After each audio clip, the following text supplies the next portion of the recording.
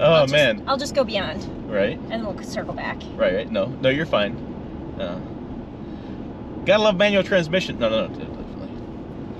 Whoa. There's some twisty bits here in California. Hey, it's Tim, Pickup Truck Plus SUV Talk, joined by the 5th woman in the world, Jill Simonello. Hey, Jill, what are we driving today? We are driving the Toyota Tacoma, and this is the TRD Sport version. It's 2024 model. Okay, thanks, Jill. So somebody in the videos said I didn't let Jill talk enough, and there you go, you talked. So here's your favorite. I'm driving. I'm not talking. I'm paying attention to the road and this guy who's facing the wrong way in front of me. So in this video, what we're going to do is we're going to talk about this truck, a variety of trucks. We'll do exterior, interior, we'll do driving impressions, take them off-road. So lots going on from your fast talker mumbler, host yourself right here, and we'll talk a lot about this stuff in this video. So let's head back to the ranch because we just passed it and do some more. Yeah, because he wanted to do the intro and give me a moment to talk.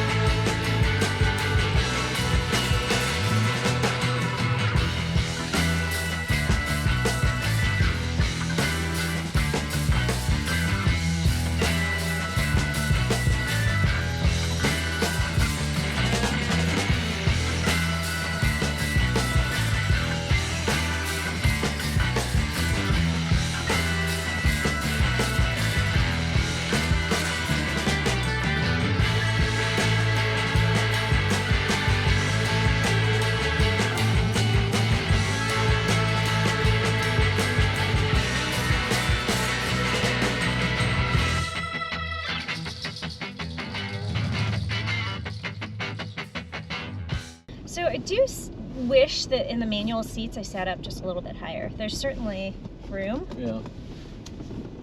Because I don't feel like I'm sitting high enough.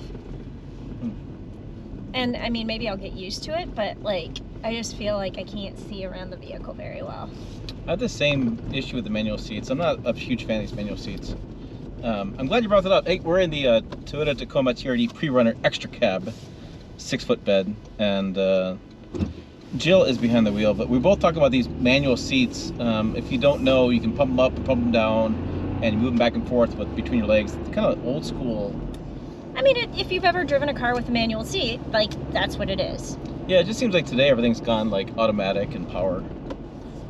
But yeah, it's kind of an interesting thing. So let's see.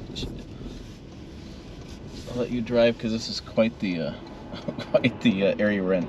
I will give details and then I'll get your driving thoughts because I want you to talk in the video. Wait, you want me to talk? He gave me like 2 seconds on the off-road to talk because, like, I don't know, like, I'm a girl, I don't have anything to say. Is that what that was? No, I just brain farted there for a minute. You just need to mansplain me? Is that what that is? No. All right, so. Okay. All right. So yeah, whenever we're ready, let's make sure we're clear. All right, we've got one vehicle coming up the one way. Good. All right, let's do it. That's the axle line there, right? That's what he's talking about. Or that's a tire. Yeah, that's more or less the front and back of the tire. Okay. I was like, what is that? What is going on there? Yeah, they line up pretty closely. Right. So, see if we get over 10 miles per hour, it'll right. It switches back.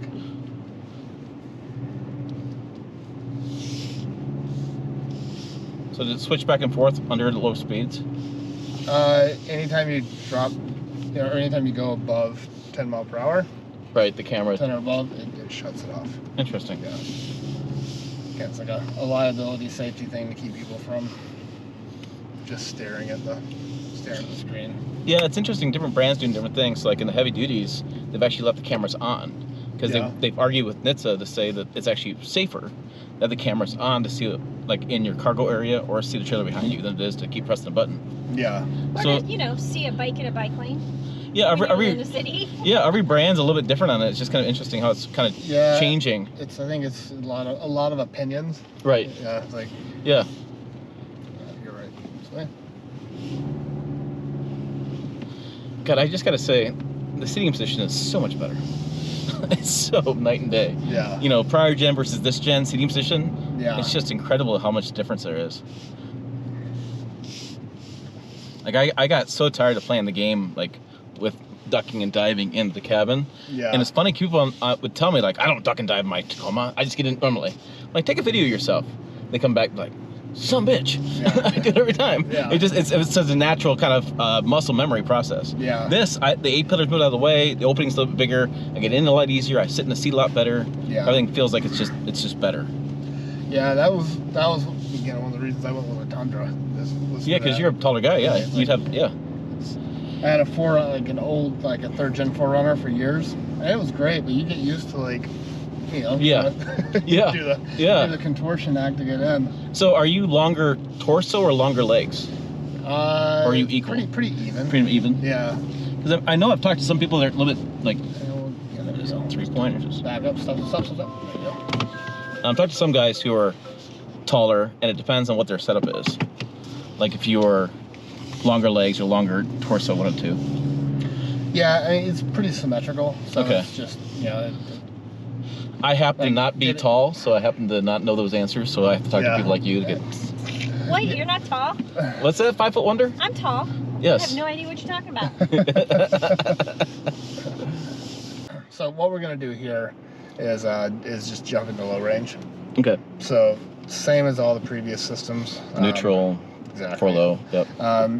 This upper dial is, you know, right here, is for controlling whatever mode is highlighted. Okay. The lower one is. Are we good to come down? Oh, I see. The lower one, you have a little trigger here.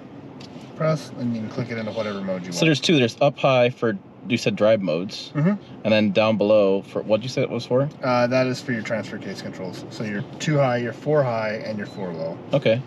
So again, yeah, I didn't realize there was 2 separate controls here. yeah. So yeah, it's pretty easy. So if we want to go into 2 high, boom, little switch. Okay. Back over.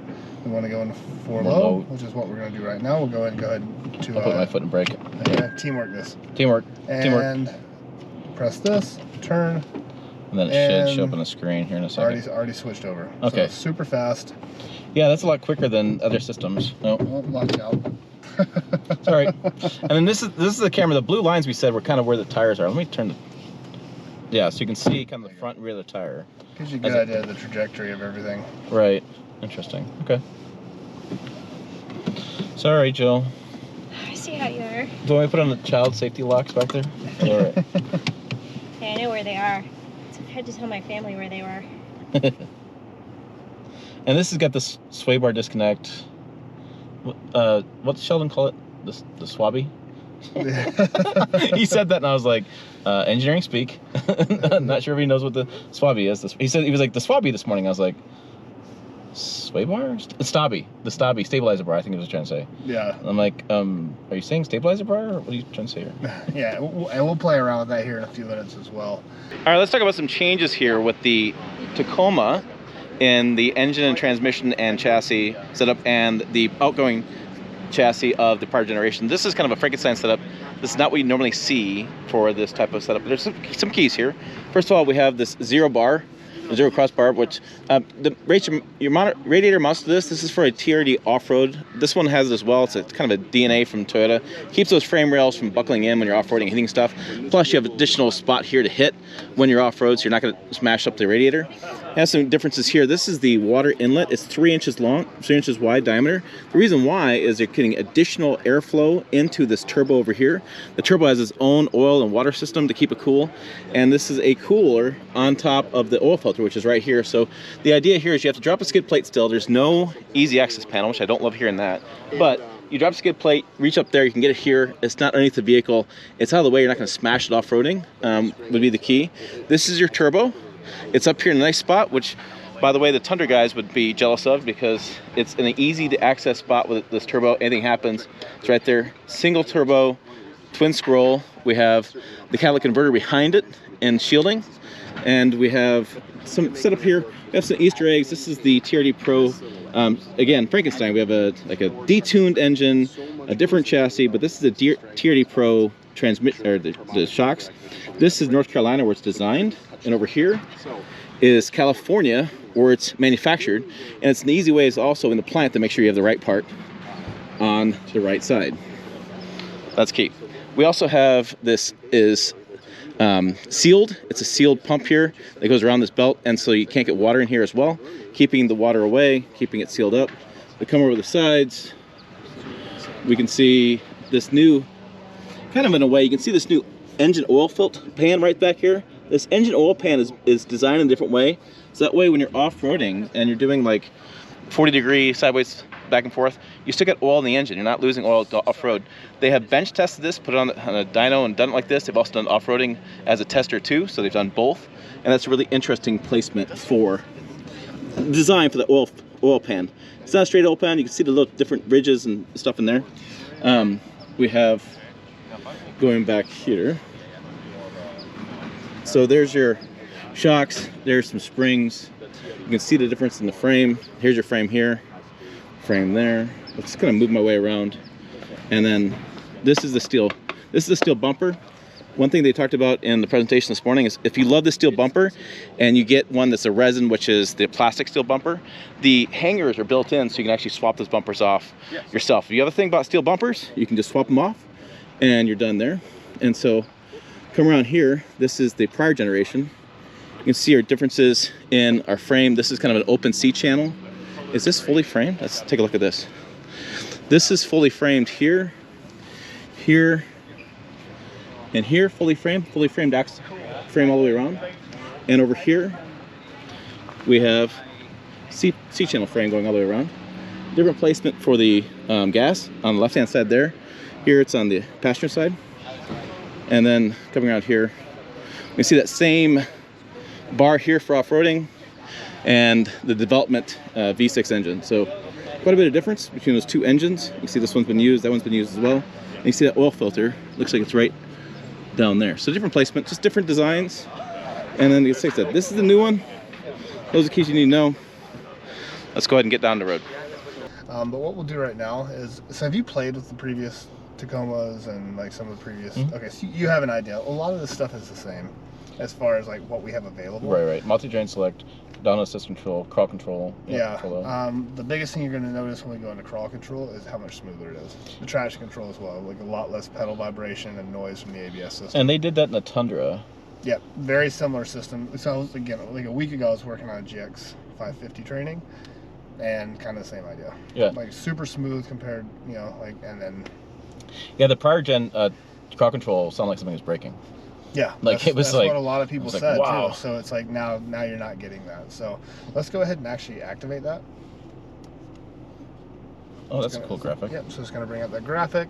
You're going to have, it's going to show one bar right there. It's going to default to the basically the closest speed that you're at, and then you can see right here as well. So let me do that one more time. So if I go here, yep. multi-train select, but then I click the button, which is a nice little push button. Kind of a good tactile feel. Let's see if it's going to click that. Where's my graphic? No graphic? Go ahead and turn it off. And then bring it back up again. Actually, let's see. Are we in drive or drive? Okay, cool. Go ahead and do that. There's my graphic. There it is. All right, cool. So then you have the speeds, the high, low. And is that controlled by the controls? It's controlled by here. Again, any of these here. Oh, so you just turn it. It's light it up. So like this. So again, we want to go faster. Boom, we can bring the speed up right here. And again, everything in low range is going to be low speed. Right. Then switching over to MTS, we can bring that up. When we bring that up, when we highlight that, it allows us to cycle through the different modes and kind of choose what kind of traction control that we're looking for that type of terrain. Well, what's nice is it's a solid click. Yeah. And so if you are off-roading, it's not like did I turn it, did I press it, whatever. Yeah. It's like click, click, click. You can hear it, visually hear it, yeah. You can or visually feel hear it. Yeah. I guess visually hear it's probably a bad thing. You feel it. all the senses. All the senses. My wife right now is going, oh, good Lord, this guy. Audio, you can hear it, not visually hear it. Okay, so are we clear? Yeah, we're good to go whenever you want to. So yeah, we'll leave it. I'm like, where am I gonna? So I'm in. Let's leave it at 2 for 2. now. Okay. Again, we don't necessarily want to go 1 mile per hour up this hill. Give it a little bit of gas. What you'll find is that as you drive up, you'll be able to override the crawl control, and then now roll back off. It's just going to take over. Right. So we can just let it do work. All right, Jill, you're on camera. I made sure I got you on camera. Look at right. Right, and hard right turn right here. So talk me through. What do you think? Well, I don't have anything to say right now, because you know, now you're putting me on the spot. You have nothing to say? Who it's are just you? Water. It's Who just are you? water. Yeah, it's water up there on the windshield. So you are doing the muddy kind of section with this. Yeah, it decided to rain. Yeah. I mean, I have to say I really like these cameras, and one of the things that I noticed during Rebelle is, you know, and this is another use case for them that you guys didn't talk about when you were filming. When the sun is just starting to rise and there's like fog, you can't see because the sun is reflecting off of the light, you know, and off of the fog. And so when you turn on your front cameras, you can actually see to get through and see where you're going. So, I mean, that's just another use case for cameras when you're driving. But in a situation like this, like there is no, there's no berm, there is no runoff. So you have to be very careful and very precise and look at where your wheels are going.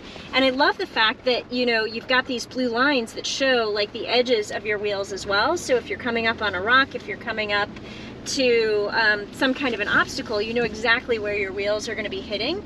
I always learned when I was off-roading to tilt my side mirrors down to my rear wheels so that I could see, you know, where the tire placement is going. And this kind of, well, when you don't have rain on your camera, negates the need for doing that, because that is essentially what you're doing here, is you're looking at your wheels. So I think that's pretty cool. Okay, sitting behind Jill, I noticed a few things because she's 5 foot tall. Seats all the way up. We have rear floor vents for the crew cab back here. And then I just playing around with this. We actually have a true household plug back here, which is really useful. I actually was in Cheyenne doing some Sam's Club, have a portable refrigerator or cooler. I couldn't plug in because I didn't have that in the vehicle I had. So those are 2 nice things back here that, you know, like I said, I can see because Jill is driving. How's your leg room back there, Tim? Oh my God, I take a nap back here. It's freaking fantastic. Limo-like, isn't it? It's like first class. Which is not the way it actually is. No, this is more like... You're going to have to put a disclaimer on there. Driver is 5 feet tall. Driver 5 feet tall, but this is more what you have in the crew cab. Again, like I did a video on this, if you didn't catch that video, 210 inches long. It's got to fit in the garage. So you can't go longer bed as far as a couple inches here, or a couple inches of cab doesn't fit in the garage. Although, with the Tacoma, you can get a longer bed. So if you do want the longer bed, you can actually get that in the crew cab setup. These are the... That's up. That's down. It's been a while since I've been in a vehicle with this, and I thought the button was moving forward, but actually lumbar. Yeah. No, so our GTI has these seats. Oh, does it? Yeah, so... Well, I'm sure once you get it set, like, you never touch it, unless you're switching drivers. Right. Well, and the one thing that I found is with Jonathan, he likes to sit in the back seat, and so, like, he, like, pumps it all the way down, so he's sitting, like, and drives like this. So if I just pump the seat up, I don't even need to move it forward. I just pump it up, and then everything is set for me. Okay. So... And Jonathan, by the way, is her husband. We're not married. We're not married. Okay. Just so we're all aware of that. Yeah.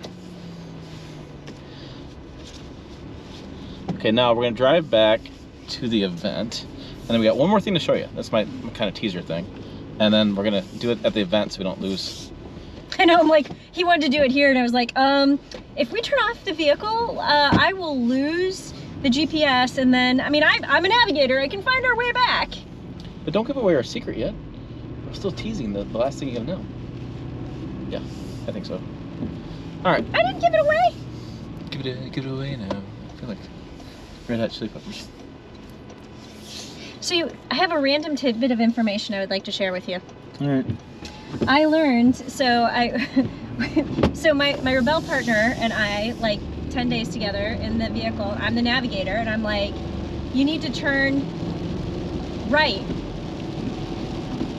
And she's like, that's not right. And I was like, turn your side, turn my side. But then we drove together in Spain and the Volvo trip, and I was like, and my brain switches into Spanish, and I'm like, oh, derecha, izquierda. And she's like, what? And I'm like, izquierda, derecha, left, right. And for whatever reason, in Spanish, I never am wrong when I'm like, derecha, izquierda. But like in English, when I say left and right, I can't get it right. I don't know why. There's somebody out there that has a reason why, and I don't know what it is. So that is my fun fact, random tidbit of information for you for today. And by the way, not caffeinated.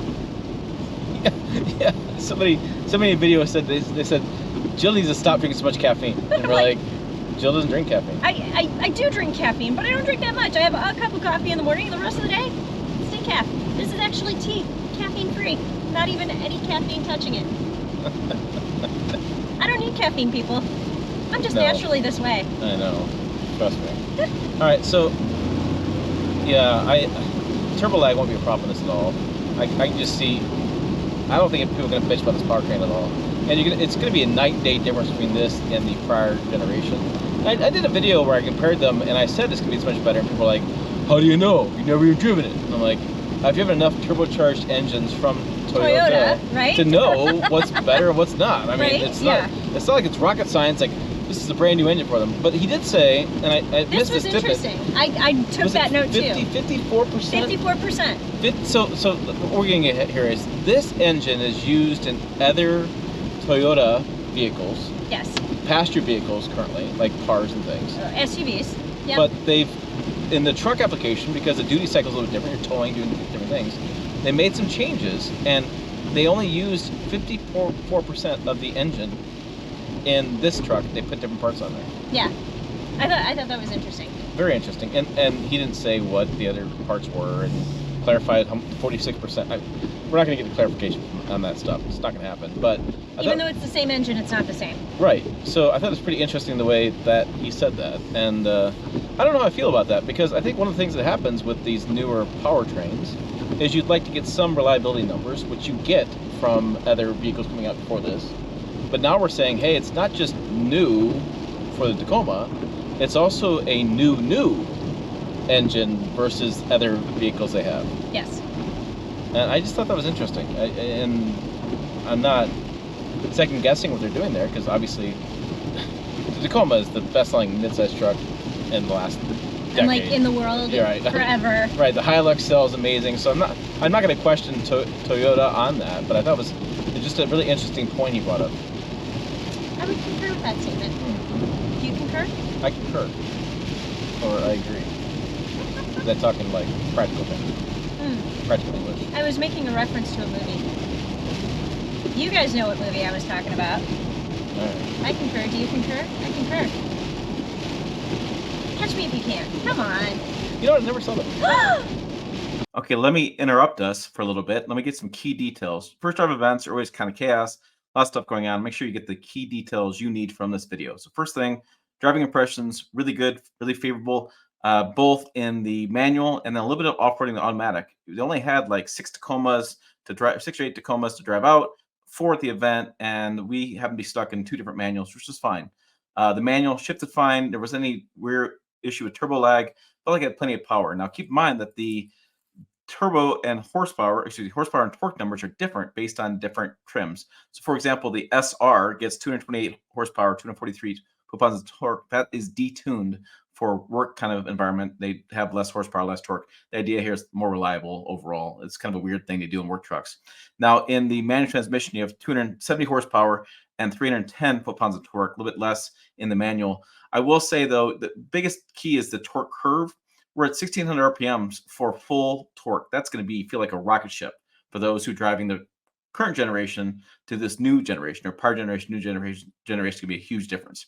Now the TRD Sport and TRD Off-Road will have, and above will have coil spring suspension, multi-link coil spring suspension, where the SR and the pre-runner will have a leaf spring suspension.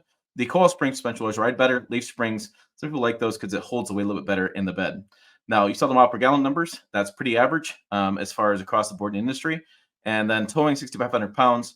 Pricing $31,000 entry price for the extra cab, and the vehicles you're seeing on the screen are about $42,000 in price. What's cool about that $31,000 price point is basically Sheldon Brown said, chief engineer, that's the bare bones he can possibly make it. That is the cheapest truck he can bring to the marketplace with the features he has to have. He has to have mandatory safety features, has to have mandatory powertrain changes, he has to have mandatory stuff. So that's the cheapest one he can bring to the market with the least amount of features. So that's the one he built for those customers who said, I just want a cheap truck with no real features. That's the best he could do in that price point in today's marketplace. So let's go ahead and wrap up that one key thing. Okay, about that last thing, remote start. It is now time for that thing. It's time for that thing. So if you remember the Tundra and the 4Runner and different vehicles now, when you remote start the trucks, when you grab the door handle, it turns the engine off. So I've been told that the Tacoma doesn't do that. It does it the way the Camry does, Corolla does, Corolla Cross. We have a whole list on the website. The new electrical architecture. It Right. has to do with that. So, and there's a story on the website. By the way, read that. Yeah, I'll put the link down below. But so the trick here is you press lock, lock, and hold lock. It should turn on. One moment, please. One moment, please. Lock, lock. Oh, now it turns on. Okay, so. Lock, and now it's on. It's usually lock, lock, and then hold, lock. And hold. Yeah, that's the trick. So now, Jill, I'm gonna. You want here? I've got the key fob. So. Look at that. It stays running. And by the way, when you come in, it says not ready to drive until you put your foot. Yeah. Not ready to drive, press brake pedal on the signal, which other vehicles do. The same thing other vehicles do. So then, like, not set up for me. Yeah, right. So press the brake pedal and push. So you do still have to push the engine switch to start it. Right, which is like most vehicles, I think. And then you press the switch right there, and there you go. Now you're ready to go, and it doesn't turn off. Yep. So if you heated it up, you're ready to go, hop in, you press, foot on the brake, press the start button, you're rolling. You don't have to get in and start the engine up again. I know it's a small thing, but it really pisses off a lot of owners. Pissed me off as well. But you still have to press the stop start. Right, I'm just gonna say you still have to press the engine. Yeah, but I didn't want to start the engine twice. I wanted to start it one time. All right, there you go. All right, hey, that's all we got for you in this extra cab and other details on this Toyota Tacoma. Check videos over here, website down below as well, pickuptrucktalk.com. As always, thanks for watching. We will see you down the road.